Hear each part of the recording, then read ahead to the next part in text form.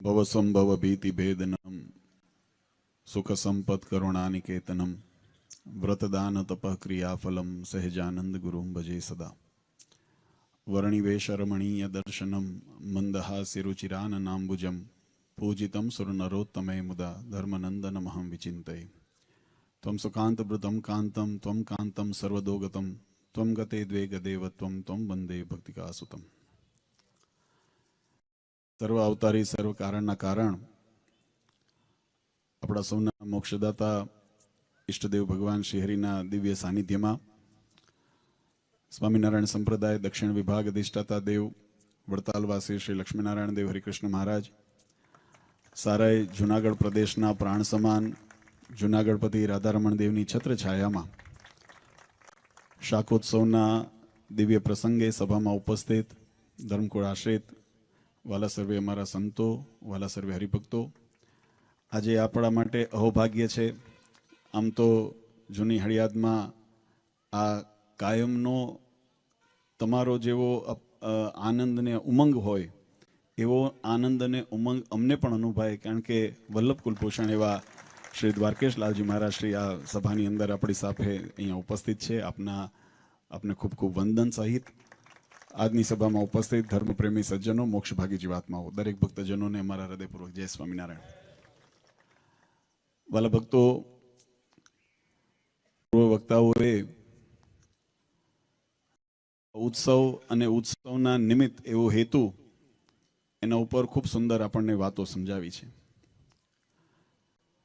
આમ તો ભારતીય જે સનાતન વૈદિક સંસ્કૃતિની જે મૂળ અથવા તો એનો જે હાર્દ છે એ મોક્ષની પ્રાપ્તિ એનું પરમ ધ્યેય રહેલું છે.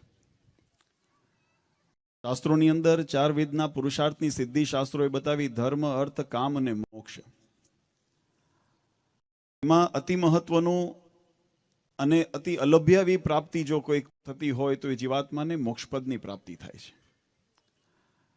મોક્ષપદની પ્રાપ્તિ કરાવવાને અર્થે જીવાત્માને ધર્મ, જ્ઞાન, ભક્તિ, વૈરાગ્ય ઇત્યાદિ સાધનોની પ્રાપ્તિ થાય છે, અને એ સાધનને સાર્થક કરવા માટે શરીર રૂપી ખલું સાધન આપણને મળ્યું છે. 84 લાખ યોનિની અંદર મનુષ્ય દેહની પ્રાપ્તિને શાસ્ત્રોએ ખૂબ વિશેષતા અને મહત્તા સમજાવી છે. અને એટલા માટે સમજાવી છે કારણ કે બીજા અન્ય યોનિની અંદર જીવાત્મા કેવળ કર્મને ભોગવે છે, પણ કર્મ સુધારવાની જો તક મળતી હોય, પોતાના પ્રારબ્ધને સુધારવાની જો તક મળતી હોય તો એ આ મનુષ્ય શરીરને પ્રાપ્ત થાય છે. કેવી રીતે?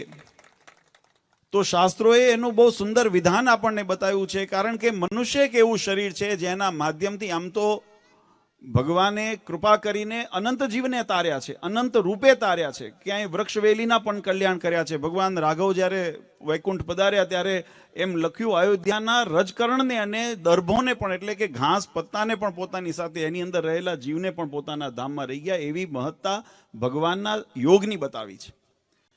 અને પણ જીવાત્માને જે કર્મની પ્રધાનતા આપણા શાસ્ત્રોએ બતાવી, એ કર્મને સુધારવાની માટે, કર્મને જે પોતાના પવિત્ર કરવાને માટે ભગવત સંબંધી જ્યારે જીવાત્માનું જોડાણ થાય, આપણને આ મળેલો મનુષ્ય દેહ એ સંસારિક જે ભૌતિક એવા માયિક પદાર્થોથી, એટલે જે સ્થૂળ ભાવથી અંદર મળેલું શરીર, એની પ્રાપ્તિ થયેલી છે.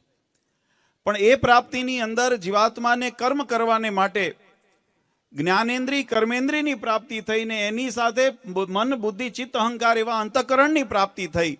આના યોગે કરીને જીવાત્મા એ તમામ પ્રકારના સંસારના આધ્યાત્મિક દરેક પ્રકારના કર્મ અને વિષયને ભોગવે છે, અને એની પ્રાપ્તિ એના ગ્રહણથી, એટલે કે એના પોષણથી પોષિત થાય છે.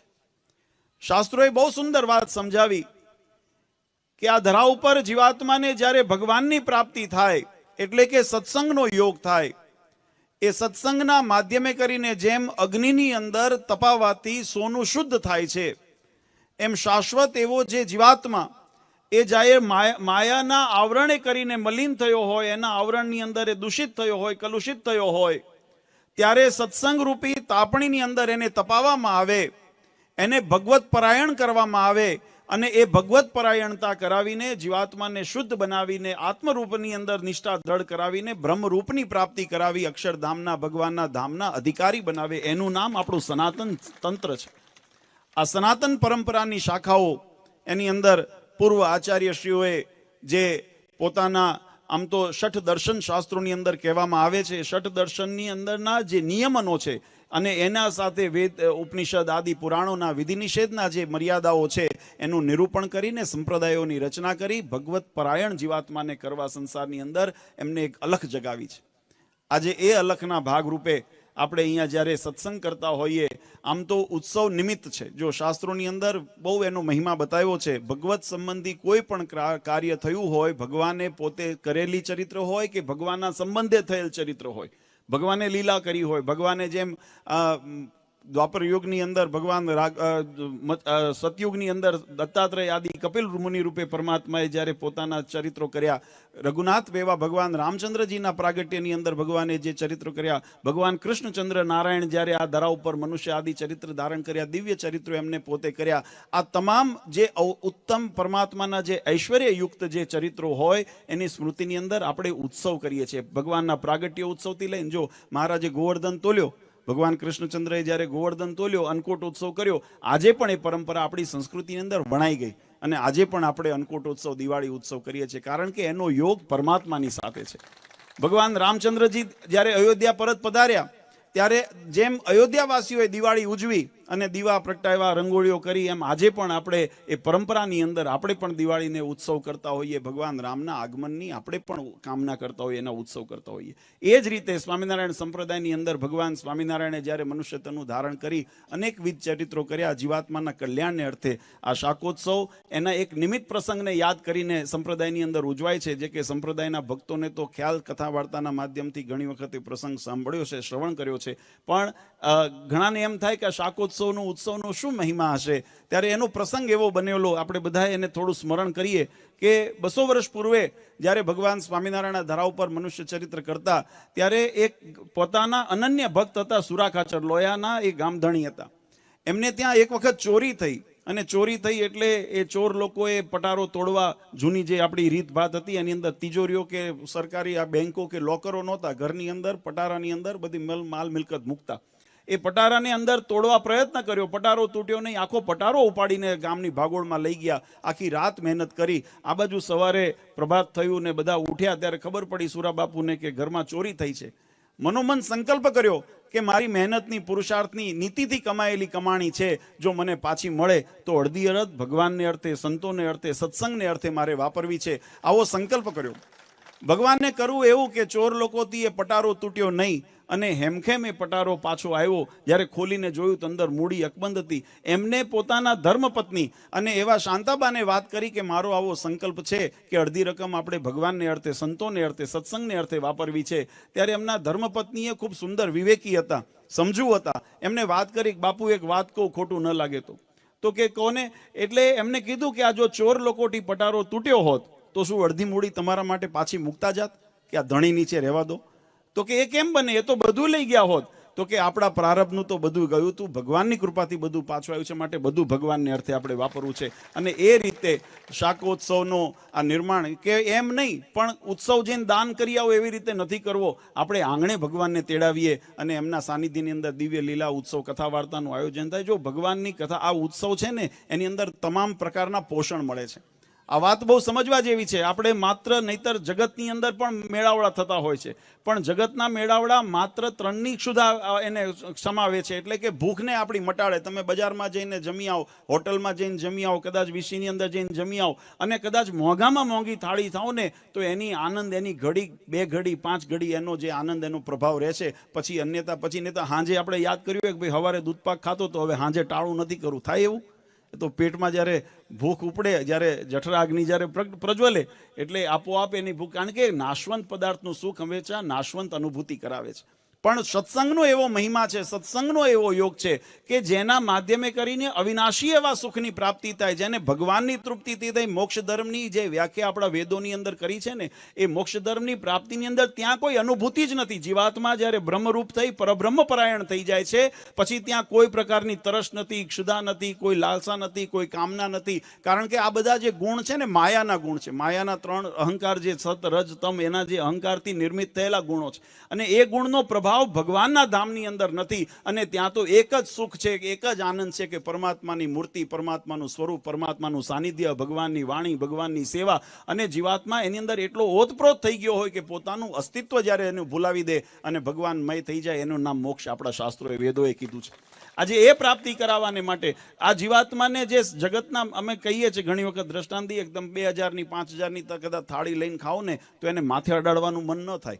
પણ અહીંયા ભગવાનને પ્રસાદ ધરાવ્યો હોય, પછી હાકરિયા ધરાવ્યો હોય કે સકરિયા પતાસા ધરાવ્યા હોય કે સાકરનો ગાંગડો ધરાવ્યો હોય કે શીરો ધરાવ્યો હોય, પણ એમાંથી એક ચપટીક જો પોતાના હાથમાં આવે કે ચરણામૃત પરમાત્માનું હાથમાં આવે ને, તો પહેલો આપણો હાથ આપણા માથે મસ્તક ઉપર જાય છે. એટલો મહિમા આપણે એનો સમજાય છે.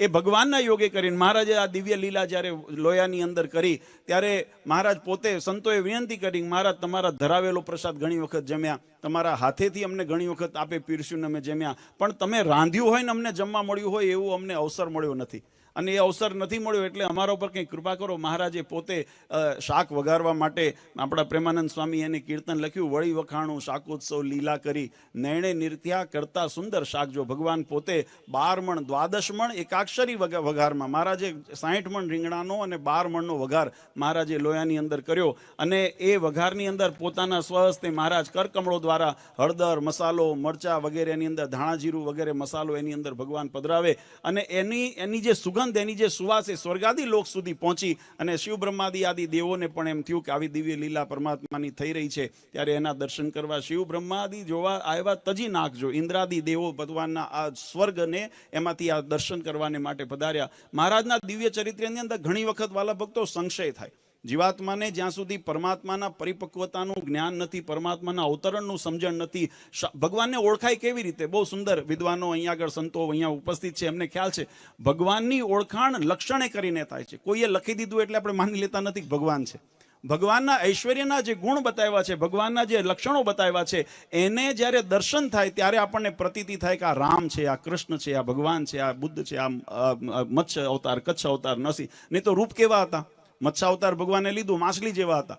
જ્યારે કચ્છ અવતાર લીધો, કાચબા જેવા સ્વરૂપને ધારણ કર્યું. નરસિંહ અવતાર લીધો ત્યારે અડધું મનુષ્યનું અડધું સિંહનું શરીર ધારણ કર્યું. અને પ્રકૃતિથી પરે જઈને થાંભલામાંથી પ્રગટ થયા. કોઈ વિશ્વાસ ન કરે, કારણ કે પરમાત્મા બુદ્ધિથી કળવાની વસ્તુ નથી, આત્માથી સાધ્ય કરવાની વસ્તુ છે. જીવને એની અંદર જીવને અનુભૂતિ કરવાની વસ્તુ છે. એટલે ઘણી વખત જગતને સમજાય ન સમજાય, પણ એને જ્યારે ચરિત્રોની અંદર ઐશ્વર્યના દર્શન થાય ત્યારે નક્કી થાય કે આ જીવાત્મા કોઈ સામાન્ય જીવ નથી, આની અંદર પરમાત્માનું ઐશ્વર્ય રહેલું છે, આ પરમાત્મા તત્વ રહેલું છે. અને એ તત્વને આપણે વંદન કરતા હોઈએ, એની ઉપાસના ભક્તિ કરતા હોઈએ. અને એ જ રીતે ભગવાને જ્યારે મનુષ્ય લીલા કરતા શાકોત્સવ કર્યો, મહારાજ કરે, પ્રેમાનંદ સ્વામી એની અંદર બહુ સુંદર પંક્તિ લખી, હલ્દીવાળા હાથ લુવે નિજ ધોતીએ, પીળે પટ શોભે પરિબ્રહ્મજો. પરબ્રહ્મ પુરુષોત્તમ નારાયણ જાણે પીળું પીતાંબર ધારણ કરીને ઊભા હોય, આવા દર્શન થાય. મહારાજ શું કરે કે હળદર મસાલો બધો નાખે ને પછી હાથ પોતાના ધોતીએ લૂતા.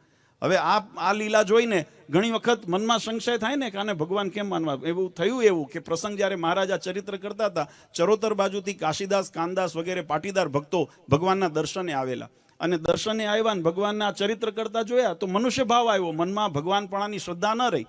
અને મહારાજે નિશ્ચયની બહુ સુંદર વચનામૃતની અંદર વાત કરી છે.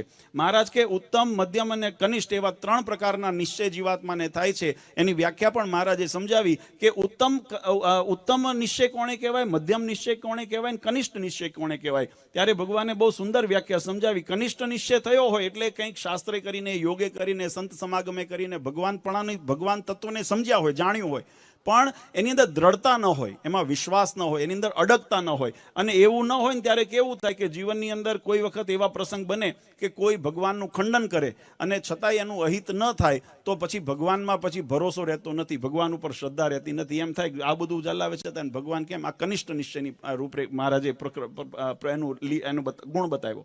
પછી મધ્યમ નિશ્ચયનો મહારાજે બતાવ્યો કે ભગવાનના દૈવી ચરિત્ર જોવે ત્યારે ગુણ થાય, પણ માનુષી ચરિત્ર જોવે. ભગવાન મનુષ્ય લીલા પણ ઘણી કરતા, તો મનુષ્ય લીલા કરે તો એની અંદર મનુષ્ય ભાવ આવે, દૈવી ભાવ ન રહે, ઐશ્વર્યની અંદર દર્શન ન થાય. મનુષ્ય તમારે કે મધ્યમ પ્રકારનો નિશ્ચય છે. અને મહારાજ કે જેમાં દૈવી પણ ચરિત્ર કરતા હોય કે અલૌકિક ચરિત્ર કરતા હોય, લૌકિક ચરિત્ર કરતા હોય, પણ સંશય ન થાય, એને ઉત્તમ નિશ્ચય કીધો. એવો જ્યારે નિશ્ચય થાય, મહારાજ કે કનિષ્ઠ નિશ્ચય તેવો હોય ને તો અનંત જન્મે કરીને જીવાત્માને ભજન કરતો હોય, ભક્તિ કરતો હોય, પણ 5, 7, 10, 15, 20 જન્મે જીવાત્માને સત્સંગનો એ અંગ ચડે, અને અંગ ચડે ત્યારે એનો મોક્ષ થાય, એટલે અનેક જન્મે કરીને મોક્ષ થાય. મધ્યમ નિશ્ચય હોય ને તો એનો 2-4 જન્મે કરીને મોક્ષ થાય, પણ જેને અડગ નિશ્ચય ભગવાનનો થયો છે ને એનો તો તત્કાળ આને આ જન્મે એનો જીવાત્માનું કલ્યાણ થાય, એવો મહારાજે મહિમા બતાવ્યો. કાશીદાસ, કાનદાસ વગેરે પાટીદાર ભક્તો જ્યારે ભગવાનના દર્શને આવેલા ત્યારે ભગવાનના ચરિત્રને જોઈને મનુષ્ય ભાવ આવ્યો કે આને વિવેક નથી, આને એવો કોઈ મર્યાદા નથી. કોઈ હોય તો રૂમાલ રાખે, ગમછો રાખે, હાથમાં કોઈ એવો પદૈયું રાખે, એની અંદર હાથ લૂવે, આ પહેરેલા કપડા ઉપર હાથ લૂવે છે, એટલે આને કેમ ભગવાન માનવે, એમ વિચારીને પાછા જતા હતા. મહારાજની દ્રષ્ટિ પડી. મહારાજે સંતોને કીધું, સંતો, કોઈ તરસ્યો હોય ને કૂવા કાંઠે આવે અને તરસ્યો પાછો જાય એને કેમ ગણવો? તો કે એ તો અભાગ્યો કહેવાય. મહારાજ જો આટલી મહેનત કરી, પુરુષાર્થ કરીને જો એ નદી કાંઠે, તળાવ કાંઠે કે કૂવા કાંઠે આવ્યો હોય અને પોતાની તરસને ન छिપાવી શકે તો એનાથી મોટો અભાગ્યો કોણ કહેવાય? ત્યારે મહારાજ કે જો ઓલા ભક્તો અમારા દર્શન છે ચરોતરથી આવ્યા હતા, તે વખતે બધું આઘું હતું, 200 વર્ષ પહેલાની વાત. ત્યારે આવા રોડ, રસ્તા અને સુવિધાઓ આટલી બધી નહોતી. ત્યારે મહારાજ કે એટલે લાંબેથી યાત્રા કરીને અમારા દર્શન માટે આવ્યા છે, પણ અમને મળ્યા વગર પાછા જાય છે. પ્રેમાનંદ સ્વામી ભગવાનના સેવાની અંદર હતા, એમને મહારાજની આમ જો પ્રેમ સખી કહેવાતા, સખા ભક્ત હતા ભગવાનના, એટલે ભગવાન સાથે અમને રમૂજ કરવાનો અધિકાર હતો. પ્રેમાનંદ સ્વામીએ મહારાજની સામે જોઈને 2 ઘડી ઉભા રહ્યા અને પછી મહારાજને વિનંતી કરી, મહારાજ આમાં ભક્તોનો વાંક નથી, વાંક તમારો છે. મહારાજ કે અમારો શું વાંક છે? અમે તો તમારા માટે શાક બનાવીએ છીએ, તમને લાડ લડાવીએ છીએ, હમણાં પ્રસાદ તમને મળશે, આમાં અમારો શું વાંક છે? ત્યારે સંતોએ બહુ સુંદર વાત કરી કે મહારાજ અમે જ્યારે કથા વાર્તા કરતા હોઈએ ને ત્યારે તમારા ઐશ્વર્યના ગુણ ગાતા હોઈએ, તમારા રૂપના ગુણ ગાતા હોઈએ. આપણે ભગવાન રામનું જ્યારે અવતરણ કરતા હોઈએ તો કેમ કહેતો હોય કે ભાઈ સોનાના શણગાર ધર્યા છે, પિતાંબર ધારણ કર્યું છે, હાથમાં માથે મુગટ ધારણ કર્યો છે, હાથની અંદર ધનુષ ધારણ કર્યું છે, એવું વર્ણન કરીએ ને. ભગવાન કૃષ્ણનું આપણે વર્ણન કરતા હોઈએ તો કેવું કરતા હોઈએ? ભગવાને મોર મુગટ ધારણ કર્યો છે, હાથની અંદર મહારાજે વાંસળી ધારણ કરી છે, પગની અંદર ચાંખડીઓ મહારાજે ધારણ કરી છે, આ પીળો પિતાંબર ધારણ કર્યું છે, કૌસ્તુભ મણિ મહારાજે ધારણ કર્યો છે. આ બધું આપણે વર્ણન કરતા હોઈએ. ભગવાન સ્વામિનારાયણનું વર્ણન સંતોની આપણે વચનામૃતમાં વાંચો તો આપણે એમ આવે, 3 છોગડાળી પાક ધારણ કરી છે, જરિયાની જામો પહેર્યો છે, સોનેરી સુરવાળ પહેર્યો છે, બાજુમાં બાજુબંધ છે, હાથની અંદર વેડ કડા વીંટી ધારણ કરેલા છે, પગની અંદર તોડા અને ચરણારવિંદની અંદર મહારાજે મોજડીઓ ધારણ કરી છે. આવું બધું વર્ણન આવે. તાબેથો લઈને ભગવાન ઉભા હોય એવું વર્ણન ક્યારે શાસ્ત્રમાં આવતું નથી. અને કોણ વિશ્વાસ કરે? આ તો જો ભગત જગતની આ દ્રષ્ટિ જણાવવા માટે આ કથા વાર્તા ઉત્સવ એના નિમિત્ત બનતા હોય છે. વાલા ભક્તો, ભગવાન કૃષ્ણચંદ્ર જ્યારે આ ધરા ઉપર જ્યારે અવતરિત થયા ત્યારે ભગવાને બાલ્યાવસ્થાની અંદર ગોકુળ મથુરાની અંદર અનેક મનુષ્ય ચરિત્ર, જેમ મહારાજ ગોવાળિયા જેમ પોતાની ગાયોને ધણને લઈને ચારવા જાય ને ત્યારે ભગવાનનું રૂપ કેવું હશે? ભગવાન કૃષ્ણ હાથની અંદર ડાંગ હોય ને ખભે કાળી કામળી નાખી હોય અને માથે મોરનું પીછું ભરવ્યું હોય. મુગટ એટલે હોનાનો મુગટ ધારણ નથી કર્યો, પણ એ મોર મુગટ કેટલા માટે કહેવાનો કે એમની શોભા વધારી, ભગવાનની શોભાની અંદર એનાથી શોભિત હતા. પણ એવી રીતે ભગવાન, હવે કોઈ એમ કે અનંત કોટી બ્રહ્માંડના અધિપતિ છે, જેની સંકલ્પ માત્રની અંદર, ભ્રકુટીના વિલાસની અંદર, સંસારની અંદર, સૃષ્ટિની બ્રહ્માંડોની ઉત્પત્તિ, પાલન, પ્રલય થાય એવા પરમાત્મા, અક્ષરથી અતીત એવા જે પરમાત્મા પુરુષોત્તમ નારાયણ, એ આ મનુષ્ય ચરિત્ર કરે છે. આવો વિશ્વાસ કોને થાય? જેની દ્રષ્ટિ ત્યાં પહોંચે ને, જેને એ સંસ્કૃતિ અને જેની એની અનુભૂતિ થાય, એવા માટે એની જેને અનુભૂતિ થાય એને આ સમજાય, બાકી સામાન્ય પામર જીવને સમજાય નહીં. એને એ વસ્તુને પ્રેમાનંદ સ્વામીએ કીર્તનમાં લખ્યું, અક્ષર પર પુરુષોત્તમજીએ નર વપુ ધર્યું, એકાંતિક મહામુનિ સમજે મર્મ જો, સામાન્ય જીવને કેમ સમજાય? અને આપણે કથાની અંદર ભગવાનના ચતુર્ભુજ, અષ્ટભુજ, સહસ્ત્રભુજ સ્વરૂપના દર્શન આપણે કરતા હોઈએ. હાથમાં તાબેથો લઈને ઊભા હોય એવા દર્શન તો ક્યારેય કથાની અંદર ન આવતા હોય. ત્યારે મહારાજને સંતોએ વિનંતી કરી, મહારાજ અને બીજું એનાથી વિશેષ, તાબેથો લઈને ઊભા છો એ તો સાચી વાત, પણ આ સવારે અમે તમને શણગાર ધરાવ્યા ને ત્યારે સફેદ પિતાંબર ધોતિયું પહેરાવ્યું હતું, આ તમે એને પીળું કરી નાખ્યું. જો આ હળદેવાલા હાથ લુવે નિજ ધોતીએ, આ તમે એને પીળું કર્યું. આ કોણ માનશે કે આ પરબ્રહ્મ પુરુષોત્તમ નારાયણ છે? ત્યારે મહારાજને સંતોએ વિનંતી કરી કે મહારાજ, જો જીવને અભાવ આવે અને જીવ જો સત્સંગના માર્ગેથી પડી જાય તો એને લક્ષ 84નો ફેરો માથે લખાય, કર્મ બંધન, માયા બંધન એને જીવાત્માને મૂકે નહીં, તો એને કેમ મોક્ષની પ્રાપ્તિ થશે? એટલે આપ એના ઉપર દયા કરો, કૃપા કરો. અને ભગવાને નામ દઈને કીધું, કાશીદાસ, કાનદાસ જે જોવા માટે માટે આવ્યા છો જોઈને જાઓ. અને ભક્તોએ જ્યારે પાછું વળીને જોયું ને ત્યારે ભગવાને ચતુર્ભુજ સ્વરૂપે દર્શન દીધા અને પોતાના ભગવાન પણ એની પ્રતીતિ. આ એ ઉત્સવને આપણે યાદ કરીને કરીએ છીએ. કહેવાની પાછળનો ભાવાર્થ વાલા ભક્તો એ છે કે એન કેન પ્રકારે જીવાત્માને ભગવત ભક્તિ પરાયણ સધર્મ પરાયણ જીવન એનું થાય. આપણા શાસ્ત્રોએ ધર્મની બહુ સુંદર વ્યાખ્યા કરી છે. જો મહારાજે શિક્ષાપત્રીની અંદર લખ્યું, શ્રુતિ સ્મૃતિ પ્રતિપાદિત એવો જે સદાચાર એનું નામ ધર્મ. જે શાસ્ત્ર પ્રમાણિત જે આચરણ છે એનું નામ ધર્મ છે. અને એ શાસ્ત્ર પ્રમાણિત આચરણ કયું? તો કે જે વિધિ નિષેધના જે નિયમો બતાવ્યા છે એ આચરણના ધર્મ છે. જે ઉપાસનાના ધર્મ બતાવ્યા છે, ઉપાસ્ય ઇષ્ટદેવો નઃ સર્વાવિર્ભાવ કારણમ, એ ઉપાસનાના ધર્મ છે. આચરણના ધર્મથી પાત્રતા કેળવીને ઉપાસના ધર્મને જ્યારે આપણે સ્વીકારીએ ત્યારે જીવાત્માને એ કઈ સ્થિતિની પ્રાપ્તિ થાય? ત્યારે કે જે હમણાં સંતોએ કીધું ને, સ્થૂળ સૂક્ષ્મને કારણ દેહત્રય વિલક્ષણમ. જીવાત્મા સ્થૂળ સૂક્ષ્મને કારણ એવા દેહથી વિલક્ષણ થઈ પોતાના બ્રહ્મ સ્થિતિને પામે. અને બ્રહ્મ સ્થિતિની અંદર જીવાત્મા જ્યારે સ્થિર થાય ને એને આત્મનિષ્ઠા કીધી. આત્મનિષ્ઠાની દ્રઢતા કરે ને ત્યારે પરબ્રહ્મની નિષ્ઠા દ્રઢ થાય છે. માયિક એવા પદાર્થથી જીવાત્મા ભગવાનને પામવા જો પ્રયત્ન કરશે, માયિક સાધનોથી કરશે, તો એ શક્ય બહુ કઠણ છે. એ શક્ય નથી. જન્મ જન્મ મુનિ જતન કરાઈ, અંત સમય રામ આવત નહીં. માત્ર સાધને કરીને તમે કાર્ય કરશો તો એની અંદર સિદ્ધિ મળવી બહુ કઠણ છે. પણ જ્યારે તમે ભગવાનની આજ્ઞામાં રહી ઉપાસના ભક્તિને દ્રઢ કરીને અને જે સત્ય સિદ્ધાંતો છે એને અનુસરીને આપણી આ સત્ય પરંપરાઓ છે, આપણે બધા ભાગ્યશાળી છીએ. અને હું તો કાયમ આ હળિયાદના ભક્તોને કહું છું, આ આપણો એક પરિવાર છે. આ બધા આપણે એક પરિવાર છે. વસુધૈવ કુટુંબકમ આપણો પરિવાર છે. આમાં કદાચ આપણી રીત રિવાજ કદાચ કોઈ અનુસારે સિદ્ધાંત કોઈનો જુદો નથી.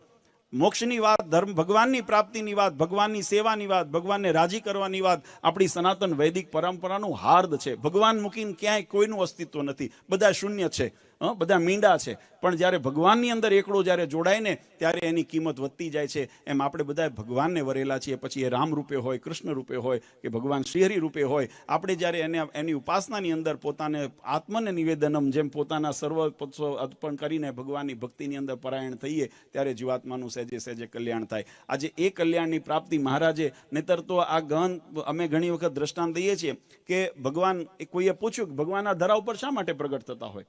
મહારાજે એનો ઉત્તર કર્યો છે. આપણે ઓરડાના પદ બોલીએ ને એમાં આવે છે, હું તો તમ કારણે રે આવ્યો ધામ થકી તરીતે. હું ભગવાન આ ધામમાંથી આ કોના માટે આવ્યા? ભક્તજનોના માટે. ભગવાને ભાગવતજીની અંદર લખ્યું, નરનારાયણ રૂપે ભગવાન તપ કરે છે. કોના માટે કરે છે? મહારાજે એનો ઉત્તર કર્યો. ભાગવતજી એમ કે તો પોતાના ભક્તને માટે કરે છે, અભક્તને માટે કરતા નથી. અને એનો દ્રષ્ટાંત અમે ઘણી વખત આપીએ કે આપણા ઘરની અંદર બધા ગ્રહસ્થો છો એટલે અનુભૂતિ થતી હોય. આપણા ઘરમાં નાનું બાળક હોય, એ બાળક આપણે જ્યારે બહારથી આવીએ ને એટલે દોડીને આપણી પાસે આવવા ઈચ્છે. એની ઈચ્છા હોય કે આપણા ખોળામાં આવી જાય, પણ એ પોતે અશક્ત છે, અસમર્થ છે. નાનું છે ને બાળક, નાનું છે એટલે અસમર્થ છે કે આપણું દોડીને આપણા ખોળામાં ચડી શકે. એટલે આપણે શું કરીએ? આપણે વાંકા વળીને એને તેડી લઈએ છીએ. આપણે તેડી લઈએ છીએ. એમાં પામર જીવાત્માની સ્થિતિ કેવી છે? તો કે પામર જીવાત્મા ભગવાન સુધી પહોંચે એવો સમર્થ નથી. પણ ભગવાન કૃપા કરે ને, જેમ માવતર પોતે એને વાંકા વળીને તેડી લે છે ને પોતાના માથે કે ખભે બેહાડે, એમ ભગવાન પણ પોતાના ભક્તને માટે આ ધરા ઉપર અવતરિત થઈને પોતાનું સુખ અનુભવાવે છે. ભગવાન પોતાના સાનિધ્યનું, પોતાના સામીપ્યનું, પોતાની સેવાની અનુભૂતિ ભક્તને થાય એના માટે ભગવાન કૃપા કરીને આવી દિવ્ય લીલાઓ કરતા હોય ત્યારે આપણે એ લીલાને સ્મૃતિની અંદર. અને એવું નથી, ભગવાને નથી કીધું કે આ તો મહારાજના યોગની અંદર આપણે હંમેશા ભારતીય સંસ્કૃતિ પ્રગટની ઉપાસના બતાવે છે. આપણા માટે ભગવાન ક્યારે પરોક્ષ છે નહીં. એ ભગવાનનું સ્વરૂપ બદલાણું. જેમ ભગવાને અંતર્ધ્યાન, કૃષ્ણ પરમાત્માએ પ્રભાસ ક્ષેત્રની અંદર જ્યારે અંતર્ધ્યાન લીલા કરી, ઉદ્ધવજી ભગવાન પાસે ગયા અને ઉદ્ધવજીએ ભગવાનને વાત કરી કે ભગવાન, આ ભક્તો તમારા આશ્રય છે, આ ધર્મ તમારા આશ્રય છે. તમે આ ધરા ઉપરથી વિદાય લઈ લેશો, મનુષ્ય ચરિત્ર સંકેલી લેશો, તો આ ભક્તો કોના આશ્રય રહેશે? ધર્મ કોના આશ્રય રહેશે? ત્યારે મહારાજે કીધું કે તમે અમારી એવી ચિંતા તમે ન કરો કે અમે અમારા ભક્તને રેઢા મૂકીને જઈએ છીએ.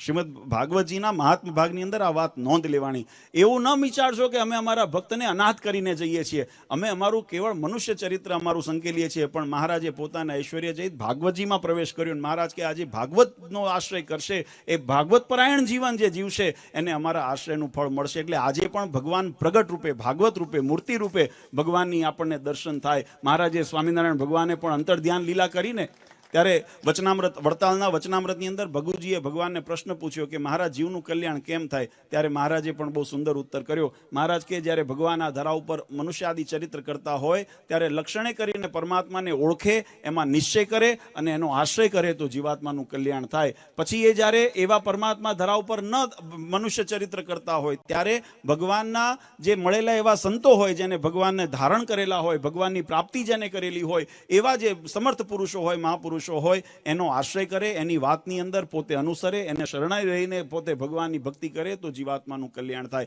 અને મહારાજ કે કદાચ એવો યોગ ન મળે ને તો પણ ભગવાનના જે સ્વરૂપો છે, બે પ્રકારના સ્વરૂપો આપણા શાસ્ત્રોએ પ્રતિપાદિત કર્યા. એક મૂર્તિ સ્વરૂપ, જેને આપણે અર્ચા સ્વરૂપ વિગ્રહ કહીએ છીએ, જેની આપણે દર્શન કરી શકીએ, એની અંદર આપણે સેવા કરી શકીએ, શણગાર ધરાવી શકીએ, લાડ કરી શકીએ, થાળ કરી શકીએ. આ બધા ભગવાનના એ મૂર્તિ સ્વરૂપ છે, જેની સન્મુખે આપણે જે પણ આપણો ભાવ પ્રગટ કરીએ. અને બીજું ભગવાનનું વાણી સ્વરૂપ, એટલે કે શાસ્ત્રો, જે ભાગવતજી હોય, ગીતાજી હોય, શિક્ષાપત્રી હોય, આ ભગવાનનું વાંગમય સ્વરૂપ કહેવામાં આવે છે. એ પણ ભગવાનની મૂર્તિ છે, મૂર્તિ સ્વરૂપ જ ગણાય છે. એની મર્યાદા પણ એટલી જ રખાય અને એને પણ પ્રગટનું સ્વરૂપ ગણવામાં આવે છે. એટલે મહારાજ કે એવા પ્રગટ જે પરમાત્માના સ્વરૂપો છે, પછી એ મૂર્તિ સ્વરૂપે હોય, એટલે કે અર્ચા સ્વરૂપે હોય કે શાસ્ત્ર સ્વરૂપે હોય, મહારાજ કે એનો આશ્રય કરશે અને પોતાના ધર્મમાં રહીને ભગવાનની ભક્તિ કરશે તો જીવાત્માનું કલ્યાણ થશે. આ પ્રાપ્તિ કરાવવાને માટે આપણે અહીંયા આગળ આ સંસારની અંદર ભગવાનનો પ્રાદુર્ભાવ થતો હોય છે અને એ પ્રાપ્તિ આપણને થઈ છે. ખરેખર ભાગ્યશાળી છીએ કળિયુગની અંદર, નહીંતર આ બધું ગહન છે. આ ગહન એટલા માટે છે, એવું નથી કે અપ્રાપ્ય છે, પણ આપણી વૃત્તિ ત્યાં પહોંચતી નથી. આપણે બધા વિટમણાઓમાં એટલા બધા ઘેરાયેલા છીએ, વ્યવહારની અંદર એટલા બધા ઘેરાયેલા છીએ, આપણી જીવનની જંજાળો જેને કહેવાય. હું ઘણી વખત કહું છું, હમણાં કોરોના કાળ આવ્યો ને, તો કોરોના કાળની અંદર સરકારે બધું લોકડાઉન કર્યું આપણી સુરક્ષા માટે. અને લોકડાઉન કર્યું એટલે જે રોજગાર, ઉદ્યમો કે કમાણીના સાધનો હતા બધા બંધ થઈ ગયા. એટલે આવકના સાધન ઓછા થઈ ગયા, બજારો બંધ થઈ ગઈ. કદાચ રૂપિયા ઘરમાં લાખો પડ્યા હશે, પણ જ્યારે બજાર દુકાન ખુલે તો શેર માટી લોટ આવે ને, એ લોટ જ આવે ને. પછી શું થયું? જ્યાંથી જે મળ્યું થોડું થોડું કરીને આપણે નભાયું ને, 3 મહિના 4 મહિના એ થોડામાં કાઢ્યું, 2000, 4000, 5000માં ઘર ચલાવ્યું. એટલે હું ઘણી વખત કહું કે આપણે હકીકતમાં આપણી જરૂર એટલી જ હતી, જેની અંદર એ 4 મહિના ચાલ્યા ને એમાં જીવન ચાલી શકે એમ હતું. આ જેટલું વધારાનું ભેગું કર્યું ને એટલું બધું પડોજણ છે આપણી. એ પડોજણ છે ને વધારે પડતી મહેનત પછી એ પડોજણને પાળવા માટે થતી હોય છે. જગતને ખાવા માટે 2 રોટલી વધારે શું જોશે? પોતાના ઉદરને પોષણ માટે વધારે નહીં જોઈએ, પણ જે એની પાછળ બધો વૈભવ વિલાસ ને જે બધું આવે છે ને, પછી એના માટે આપણે કાળી મજૂરી કરીએ છીએ. રાત્રિ દિવસ પોતાના દેહ અને દેહના સુખ માટે આપણે બધા મથીએ છીએ, પણ ત્યારે ભૂલી જઈએ છીએ કે આ દેહ ગમે તેટલું તમે સાચવશો, ગમે તેટલું એનું ભરણ પોષણ કરશો, ગમે તેટલી એની, એવું નથી કે એની સાચવણી ન કરવી, એને સાચવવું જોઈએ. એ ગૃહસ્થાશ્રમનો અને એમાંય મનુષ્ય ધર્મ છે એટલે એની જાળવણી કરીએ, પણ એ ધ્યેય આપણું નથી. આપણું ધ્યેય છે આત્મા એવો અવિનાશી એવો આત્મા. કારણ કે બંનેના ધર્મશાસ્ત્રોએ જુદા બતાવ્યા છે. આત્મા અને શરીર બે જુદા છે. ક્ષેત્રજ્ઞનો એની અંદર સિદ્ધાંત લાગુ પડે છે. આ શરીર છે ક્ષેત્ર છે અને આત્મા છે ક્ષેત્રજ્ઞ છે, એને જાણનારો છે. એ એનો ભાગ નથી, એનાથી પર છે, અલિપ્ત છે એનાથી. અને એ અલિપ્ત હોય ત્યારે પોતાના આત્માના કલ્યાણનું જ્યારે આપણે વિચારીએ ત્યારે જીવાત્માને પોતાના કલ્યાણ સંબંધી અવિનાશી જે તત્વની પ્રાપ્તિ માટે, એવા અવિનાશી એક પરબ્રહ્મ પુરુષોત્તમ નારાયણ, એની પ્રાપ્તિ માટેનો સંકલ્પ ન થાય. જગતમાં દેહ અવસ્થાની અંદર, દેહાભિમાનની અંદર જ્યાં સુધી આપણે વિચારીએ ત્યારે દેહના સુખ પ્રત્યે જ આપણી આકર્ષણ અને લાગણી થતી હોય. એટલે એ તત્વનું જાણ કરવાને માટે, એની અંદર જાગૃત કરવાને માટે અને સમાજને પ્રેરિત કરવા માટે આપણા સનાતન ધર્મ, આપણી સંસ્કૃતિ, આપણા વેદ ઉપનિષદ, આવા ઉત્સવ એના માધ્યમ બને છે. અને એ માધ્યમની પ્રાપ્તિ આપણને થઈ. મહારાજ કે યવનાદિ દેશમાં જન્મ મળ્યો હોત અને અહીંયા કોઈ મોક્ષની વાત કોણ ભગવાન ઓળખાવત? તો જીવનું ક્યારેય કલ્યાણ થાય નહીં. આપણે ભાગ્યશાળી છે. ભારત દેશની અંદર, ભારત વર્ષની અંદર આપણને જન્મ મળ્યો, મનુષ્ય જન્મ મળ્યો, એમાં પણ આપણને સત્સંગ ઓળખાણો અને સત્સંગ ઓળખાયા પછી ભગવાનની અંદર આપણી અનન્ય નિષ્ઠા થઈ અને એ અનન્ય નિષ્ઠાને દ્રઢ કરીને આપણે ભગવાનની ભક્તિ કરીએ છીએ. આનાથી મોટી કોઈ પ્રાપ્તિ નથી સંસારની અંદર. કારણ કે જગતનું બધું ભેગું કરેલું ધૂળ થવાનું છે.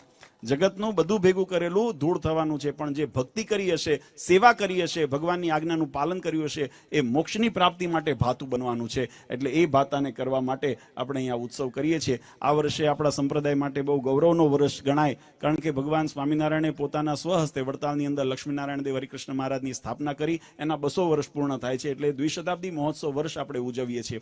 સાથે સદગુરુવર્ય ગોપાળાનંદ સ્વામીએ સાળંગપુરની અંદર હનુમાનજી મહારાજની સ્થાપના કરી. અમારા કુળદેવ એવા હનુમાનજી મહારાજની જ્યારે સ્થાપના કરી એના 175 વર્ષ થાય છે, એટલે એનો શતામૃત મહોત્સવ વર્ષ ચાલે છે. અને એમાંય વિશેષ કરીને આપણા સૌના ગુરુ એવા પરમ પૂજ્ય સનાતન ધર્મ ધુરંધર આચાર્ય શ્રી અજેન્દ્ર પ્રસાદજી મહારાજ, એમના પ્રાગટ્યને 75 વર્ષ થાય છે, એટલે અમૃત મહોત્સવ વર્ષ આપણે ઉજવીએ છીએ. અને એની અંદર આ ત્રણેય સંપ્રદાયના ત્રિવેણી સંગમ જેવો અવસર આપણને આંગણે સંપ્રદાયમાં આવ્યો છે. એમાં વિશેષ સુગંધ ભળી એમ ભગવાન મહાપ્રભુ રામ એવા આપણા અયોધ્યાની અંદર એમની પ્રાગટ્ય ભૂમિની અંદર આજે બિરાજ્યા. એ પણ એક વર્ષો જૂની 500 વર્ષથી જે ઝંખના ધાર્મિક આપણી સનાતન ધર્મના ભક્તોની હતી એ પૂર્ણ થઈ. એવી આજે સુંદર ઉપલબ્ધિ પ્રાપ્ત થઈ. આવા સુભગ સમયની એની અંદર આખું વર્ષ મહારાષ્ટ્રની જેમ હમણાં નંદલાલભાઈએ વાત કરીને અમે બધા બાપુજી પાસે ગયા અને બાપુજીને કીધું, બાપુજી આપનો જન્મદિવસ આવે ત્યારે આપને અમે શું ઉપહાર આપીએ? ભક્તોએ પૂછ્યું મહારાજને કે આપને શેમાં રાજી થાવ? ત્યારે મહારાષ્ટ્રીએ બહુ સુંદર ઉત્તર કર્યો, મહારાજ કે મારે ભૌતિક પદાર્થોની અપેક્ષા નથી, મારે જરૂર નથી, મારે કોઈ ભૌતિક એવી વસ્તુ નથી જોઈતી. તમારે જો અમને રાજી કરવા હોય ને તો ભગવાનનું ભજન ખૂબ કરો, ખૂબ ભજન કરો ભગવાનનું. અને એ જ્યારે વાત મહારાષ્ટ્રની સાંભળી એટલે ભક્તોએ નક્કી કર્યું કે આખું વર્ષ આપણે ભક્તિ પર્વ મહોત્સવ તરીકે ઉજવવું છે. અને આગામી જન્માષ્ટમી મહારાષ્ટ્રનો જન્મદિવસ આવશે ને જ્યારે આપણે ઉત્સવ વડતાલમાં કરશું ત્યાં સુધી આખા વર્ષ નિયમિત રૂપે દરેક હરિભક્તો, દરેક મંડળો, દરેક મંદિરોની અંદર જ્યાં જેવી અનુકૂળતા હોય પોતાની યથાશક્તિ વિશેષ ભગવાનનું ભજન કરે અને ભક્તિ કરીને આપણે ભગવાનને રાજી કરીએ.